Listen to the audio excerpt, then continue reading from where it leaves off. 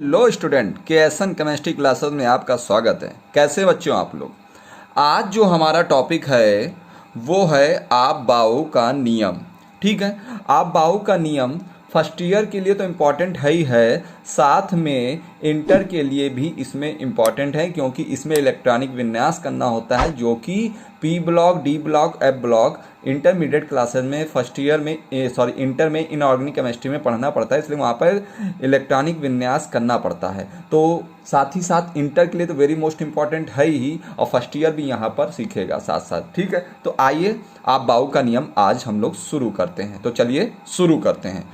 आप बाऊ का नियम ये कोई साइंटिस्ट का नाम नहीं है। आप बाऊ देख, जैसे पाउली का अपवर्जन नियम हुआ, ये सब साइंटिस्ट के नाम, मगर ये आप बाऊ का जो नियम है, आप बाऊ कोई साइंटिस्ट नहीं है। आप बाऊ एक शब्द है। शब्द मैंने यहाँ लिख रखा है, किस भाषा का है, जर्मन भाषा शब्द है, जिसका अर्थ है रचना करना या एक एक करके जोड़ना।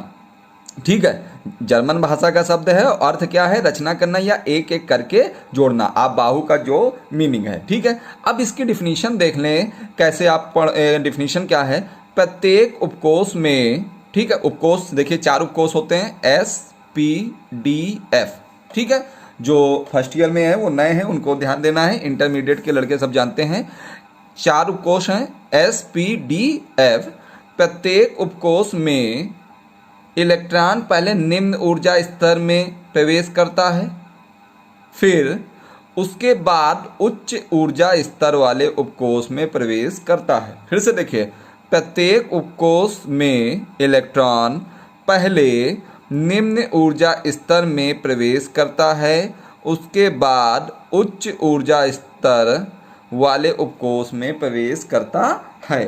ठीक है, यानी इनका कहने का मतलब है ये पहले आप 9th में एडमिशन लेंगे, फिर उसके बाद 10th में लेंगे, फिर इंटर फिर फर्स्ट ईयर और फिर इंटर। सीधे आप इंटर में प्रवेश नहीं ले सकते हैं। ठीक है, तो इनका कहने का मतलब है कि जो भी आप मतलब इलेक्ट्रॉनों का भरने का क्रम होगा, वो इलेक्ट्रॉनों का भरने का जो क्रम है, पहले निम्न ऊर्जा स्तर के भरे जाएंगे, फिर उच्च ऊर्जा स्तर के भरे जाएंगे। ठीक है, अब देख लीजिए, यहाँ मैंने बताया उपकोष कितने होते हैं, 4 उपकोष होते हैं, एस पी डी एफ। ठीक है, अब थोड़ा सा आपको यहाँ पर देखना है कैसे हम इलेक्ट्रॉनिक विन्यास करते हैं, इसको बहुत आसानी से देखना है। तो पहले हम आपको बेसिक चीज़ें कुछ बता देते हैं। एसपीडीएफ कैसे हम भरेंगे, इन इलेक्ट्रॉन्स को कैसे भरेंगे, इसको ध्यान देना है आपको। तो चलिए देखिए, यहाँ पर हम ऐसे लिखेंगे 1 2 3 4 5 6 7। ठीक है, यहाँ पर एक छोड़ देंगे, 2 3 4 5 6। ठीक है, अब यहाँ भी क्या करेंगे, यहाँ पर देख लीजिए आप लोग, यहाँ पर हम लोग 3 4 5 6 यहाँ नहीं छोड़ेंगे। ठीक है, अब यहाँ 4 और 5 ऐसे, मतलब यहाँ एक एक छोड़ते गए हैं, यहाँ भी एक एक छोड़ा है, मगर यहाँ पर नहीं छोड़ा, बस इतना ध्यान रखना है। अब क्या करेंगे देखिए, पहले हम एस को लिख देंगे, एस एस एस एस, इस एस को कहते हैं स्पिन क्वांटम संख्या, फिर P P P P P. ठीक है, फिर क्या है, डी डी डी डी, और फिर इसके बाद क्या है, फिर है एफ। ये देखिए एफ एफ कैसे भरा, पहले क्या था, एस था, तो देखिए सभी जगह हमने यहाँ पर एस लिख दिया। फिर क्या है, पी है, तो फिर सब जगह क्या लिखा, पी पी लिख दिया। फिर क्या है, डी है, तो डी में फिर सब जगह हमने डी लिख दिया, और यहाँ एफ है, तो यहाँ देखिए हमने एफ लिख दिया। अब इसको कैसे करना है, बस यही ध्यान देना है आप लोगों को। यहाँ पे तो अगर थोड़ा ध्यान दे लेंगे तो आपको समझ में आ जाएगा। ठीक है, चलिए तो देखिए, यहाँ पर ध्यान दीजिए, ऐसे भरा जाएगा, ये ऐसे तीर चलेंगे हम लोग। ठीक, अब सीधे यहाँ नहीं आ जाएंगे, मुड़ के आएंगे। ठीक है, मुड़ जाएंगे, ये देखिए, ओके। फिर इसमें मत चले जाइएगा, मुड़ के आइए, पीछे से मुड़ के आइए, समझ में आ रहा है, यहाँ आ गए, फिर मुड़ेंगे, अब इसमें मत कर दीजिएगा, फिर मुड़ के जाइए, मैं इसीलिए एरो बना रहा हूँ, ठीक है। ये इस तरह, फिर मुड़ के गए, पूरी तरह मुड़ के जाइए, यहाँ पर हम आ गए 3D में, ठीक। ये देखिए 4P फिर 5S आया, ठीक। फिर पूरी तरह मुड़ जाइए और फिर बैक से यहाँ पर आना है आपको 4D 5P फिर इसके बाद 6S, फिर मुड़िए। फिर मुड़ने के बाद आप आ जाओगे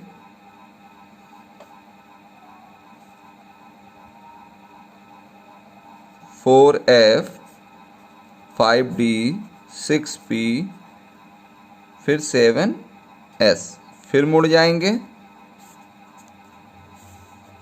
फिर मुड़ के लास्ट में आपका 6D रह जाएगा, ठीक है। इस तरह बना है, ठीक। इसकी प्रैक्टिस करिएगा। मैं आपको लिख के यहाँ पे बता देता हूँ कैसे आपको इलेक्ट्रॉन भरने हैं। इसको थोड़ा सा ध्यान दे लें आप लोग, यहाँ पे ध्यान देंगे हम लोग सभी लोग। देखिए अब आप लोग देखिएगा यहाँ पर क्या है, पहला क्या है 1S, तो 1S लिख दिया, ठीक। फिर क्या आया, फिर घूम के जाइए, क्या आया 2S, तो यहाँ लिख दिया हमने 2S, ओके। फिर 2S के बाद घूम के आइए, क्या आया 2P, तो यहाँ 2P लिख दिया। 2P के बाद क्या आता है 3S, तो मैंने 3S लिख दिया, ओके।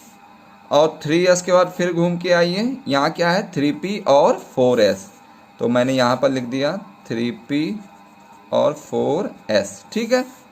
आप देखिए उसके बाद 4S के बाद घूम के फिर आइए, क्या है 6D 4P और 5S, तो 3D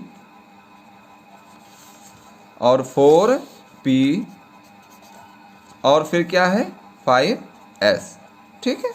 इस तरह क्रम होगा। फिर घूम के हम लोग यहाँ गए तो 4D 5P और 6S, तो 4D 5P और क्या रहा 6S, ठीक है। फिर घूम के आइए, घूमने के बाद फिर यहाँ पर 4F 5D 4F 5D, okay. फिर 6P 7S 6P 7S, ठीक है। फिर इसके बाद क्या बचा लास्ट में, ये देखिए 5F और 6D 5F और 6D। इस तरह आपने इसका सही क्रम लिख लिया है, ठीक है। अगर नहीं समझ में आया तो फिर से देख लीजिए आप लोग। देखिए पहले क्या आएगा 1S, तो 1S आ गया। फिर घूम के आए, फिर क्या आया 2S, तो आपने 2S लिख लिया। फिर घूम के आए, फिर क्या आया 2P, तो आपने 2P लिख लिया। फिर सीधे एरो देखिए 3S, तो 3S लिख लिया। फिर घूम के गए, आप घूम के आए तो 3P, ये देखिए 3P है। फिर एरो को देखिए तो 4S, ये हो गया 4S। फिर इसके बाद देखिए घूम के यहाँ से घूम के आइए तो ये क्या है 3D, तो ये देखिए 3D। फिर क्या है 4P, ये देखिए 4P। फिर क्या है 5S, तो यहाँ पर हमने क्या नहीं लिखा 5, यहाँ ये हो गया 3D, ये 4P 3D 4P 5S लिखना चाहिए था, ठीक है। अब देखिए गलती हो गई 5S, ठीक है। 5S हो गया। फिर मुड़ के आए तो यहाँ क्या है 4D, ये देखिए 4D आ गया। 4D के बाद क्या है 5P, ये देखिए 5P। फिर क्या है 6S, तो ये देखिए यहाँ पर आ गया 6S। फिर मुड़ के आइए 4F 5D, तो ये रहा आपका 4F 5D। फिर 6P 7S 6P 7S। फिर क्या है 5F 6D 5F 6D, ठीक है। टोटल कितने हैं देख लीजिए 1 2 3 4 5 6 7 8 9 10 11 12 13 14 15 16 17 18, ठीक है। यहाँ देखिए 1 2 3 4 5 6 7 8 9 10 11 12 13 14 15 16 17 18 सही लिखा है, ठीक है। ये ना हो जाए कि हम लोग ने गलत लिख लिया हो। आप देखिए दूसरी चीज़ ये ध्यान कर लीजिए, आप SPDF में इसका स्क्रीनशॉट ले लीजिए, यही वेरी मोस्ट इंपॉर्टेंट है, इसका स्क्रीनशॉट ले लीजिए। ये चीज़ आपको मेन ध्यान रखना है, याद रखना है, ठीक है। तो इसको इसके अनुसार ही इलेक्ट्रॉनिक विन्यास किया जाएगा। अब आइए SPDF में मैं आपको बता दूं, S में अधिक से अधिक 2 इलेक्ट्रॉन रह सकते हैं, कम से कम 1, और अधिक से अधिक कितने रह सकते हैं, 2, ठीक है, इससे ज़्यादा नहीं। P में अधिक से अधिक 6 इलेक्ट्रॉन रह सकते हैं, D में अधिक से अधिक 10 और F में अधिक से अधिक 14। यानी P उपकोष जब 6 इलेक्ट्रॉन भर जाएंगे तो आपको D में चलना है, ठीक है। ये मत कर दीजिएगा वहाँ पे अगले उपकोष में चलने जाना है। यहाँ पर ये नहीं कि यहाँ पर आप मान लीजिए 2p आ जाए तो 2p में आप यहाँ 6 की जगह 7 इलेक्ट्रॉन लगा दें, ऐसा नहीं करना है, अगले में चलना है, ठीक है।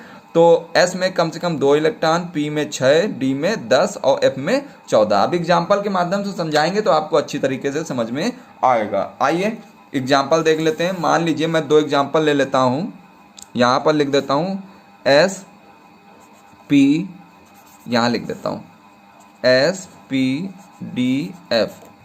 S में अधिक से अधिक 2, P में अधिक से अधिक 6, इसमें 10, इसमें 14, ठीक है। अब देखिए, मान लीजिए आपके सामने आया कि ऑक्सीजन का इलेक्ट्रॉनिक विन्यास कीजिए, तो सबसे पहले आपको परमाणु क्रमांक पता होना चाहिए। तो ऑक्सीजन का परमाणु क्रमांक कितना होता है, 8। तो आप कैसे भरेंगे देख लीजिए, यहाँ पर 1s क्या है, 1s, तो आपने 1s लिखा। और अभी मैंने कहा S में अधिक से अधिक कितने इलेक्ट्रॉन रह सकते हैं, 2, ठीक है। अब 2 इलेक्ट्रॉन यूज कर लिए 8 में, तो कितने बचे, 6 बचे ना। फिर इसके बाद कौन सा आया, 2s, तो 2s लिख लिया। S में अधिक से अधिक कितने इलेक्ट्रॉन रह सकते हैं, 2, तो 2 यहाँ भी लगा दिया। इसके बाद कौन सा है, 2p, तो 2p लिख दिया। अब देखिए 8 परमाणु क्रमांक है, यानी हम यहाँ 2 और 2 4 इलेक्ट्रॉन यूज कर चुके हैं, ठीक है, 4 इलेक्ट्रॉन यूज कर चुके हैं। तो 8 में 4 अगर चला गया, कितना बचा, 4 ही तो बचा, तो यहाँ 4 लिख देंगे। और आप कहेंगे सर जी आप नहीं, यहाँ तो 6 लिखा है, परंतु बच कितने रहे, 6 से अधिक ना हो, कम तो हो सकते हैं। यहाँ पर इलेक्ट्रॉनों की संख्या कितनी, यहाँ आप इलेक्ट्रॉन 4 ही भरेंगे, क्योंकि 2 और 2 4 और 4 कितने हो गए, 8 भाई ऑक्सीजन का परमाणु क्रमांक कितना है, 8, तो 8 ही इलेक्ट्रॉन तो भर सकते हैं। तो 6 से अधिक नहीं होने चाहिए, 6 से कम चल जाएंगे, ठीक है। इसी तरह देख लीजिए सोडियम का परमाणु क्रमांक 11 है, ठीक है। अब देखिए सोडियम को देख लीजिए, 1s, तो इसमें 2 इलेक्ट्रॉन गए, 2s, इसमें भी 2 इलेक्ट्रॉन गए, 2p, p में अधिक से अधिक कितने रहे, 6। अब गिन लो, 2 और 2 4 और 6 10, यानी 11 में से आपने 10 इलेक्ट्रॉन यूज कर लिए, कितने बचे, 1 ही तो बचा। तो इसके बाद क्या आता है, 3s आता है, 2p के बाद, तो 3s। अब जब आप 10 इलेक्ट्रॉन यूज कर चुके हो तो कितने इलेक्ट्रॉन बचे हैं, केवल 1 ही तो बचा, तो 3s में 1 लिख दीजिए यहाँ पर, ठीक है। तो अधिक से अधिक 2, कम से कम यहाँ पर 1 रहेगा, ठीक है। अगर 2 हो रहा है तो 2 लिख देंगे, मगर 2 से अधिक यहाँ 3 नहीं लिख सकते, वो गलत हो जाएगा। इसी तरह एक एग्जाम्पल और देखिए, क्लोरीन का देख लीजिए, 17, ठीक। देखिए क्या है, 1s, तो 1s में 2 इलेक्ट्रॉन, फिर इसके बाद 2s में 2 इलेक्ट्रॉन, फिर 2p, तो 2p में 6 इलेक्ट्रॉन होते हैं अधिक से अधिक, देखिए यहाँ पर लिखा हुआ है। फिर इसके बाद 3s, तो 3s लिख दिया, 3s में 2 इलेक्ट्रॉन होते हैं, तो कितने हो गए, 2 2 4 6 10 और 2 12, यानी 17 में आप 12 इलेक्ट्रॉन यूज कर चुके हैं। इसके बाद 3p, क्या आएगा, 3p। अब 12 इलेक्ट्रॉन यूज कर चुके हो 17 में, तो 17 में अगर 12 घटाओगे कितना बचेगा, 5 ही बचेगा ना। तो यहाँ 6 नहीं लिखना है, यहाँ कितने इलेक्ट्रॉन लिखने, 5, क्योंकि केवल 5 ही इलेक्ट्रॉन बच रहे हैं पी में। अधिक से अधिक तो आप 6 लिख सकते हो, 6 से ज़्यादा नहीं लिख सकते हो। तो देखो 2 2 4 6 10 2 12 और 12 5 17, तो 17 इलेक्ट्रॉन हो गए। एक एग्जाम्पल और देख लीजिए आप लोग, मान लीजिए एक हम ले लेते हैं यहाँ पर, एक एग्जाम्पल आपको, यहाँ कौन सा एग्जाम्पल ले लिया जाए, कैल्शियम 20, ठीक है। देखिए 1s2, फिर 2s2 भरते चलिए, फिर 2p6, फिर 6s2, फिर यहाँ पर 5 है, यहाँ 6 हो जाएंगे। क्यों? 2 2 4 6 10, 2 12, 12 6 18। 20 में अभी कितने इलेक्ट्रॉन? 18 ही तो भरे हैं। उसके बाद क्या आएगा? 4s आएगा, तो 4s को भरो यहाँ पर। तो 4s, s में कितने चले जाएंगे? 2।